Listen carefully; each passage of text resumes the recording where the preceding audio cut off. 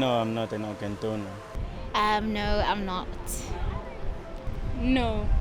No, I'm not. I'm not an organ donor. No, unfortunately, I'm not.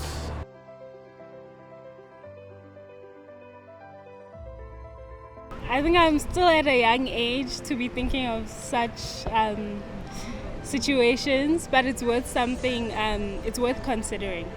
Yeah. Yeah, I also haven't thought about it at all, but I don't think my parents would approve either. Yeah, they're very religious. I think it's genuinely because I don't have enough knowledge about it. Yeah, so it's kind of a tricky thing. I don't know why I do it. I don't have a reason. I haven't thought about it as much because I know that donating organs, I know it saves lives, but then I never thought about it that much. Because I've never thought about donating organs ever. Imagine this. In 1967, the first human-to-human heart transplant. In 2014, the first penile transplant.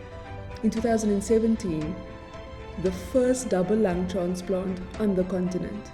However, the country that spearheaded all these groundbreaking transplants only has 0.2% of its population registered as organ donors.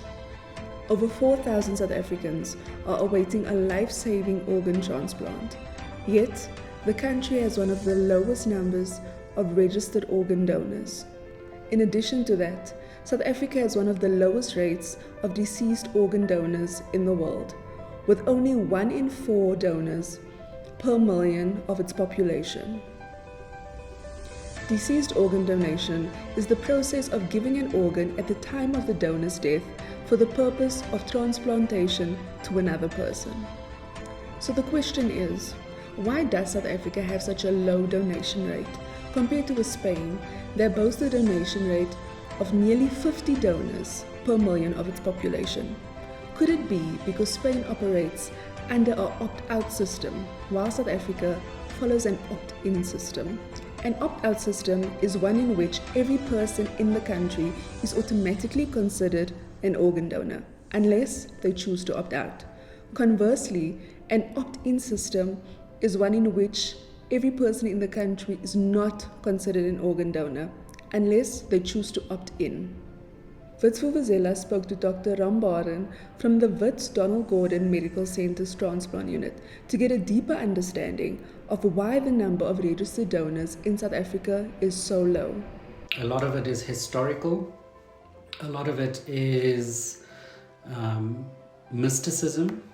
A lot of it is cultural biases.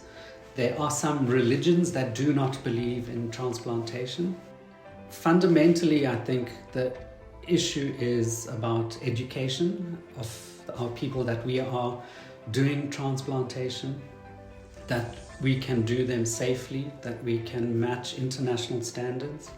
Another factor to consider is that organ donors are not engaging in the necessary conversations with their families. In South Africa, once a person is declared brain dead, their family has the final say on whether or not their organs can be donated. Legislation in our country as it stands says that it's good and well if you as the individual write on an organ donation or sign up that you're an organ donor. If your family at the time of your passing are asked that you have declared that you'd like to be an organ donor, your family are the last final guardians for you to agree or disagree whether you can be an organ donor.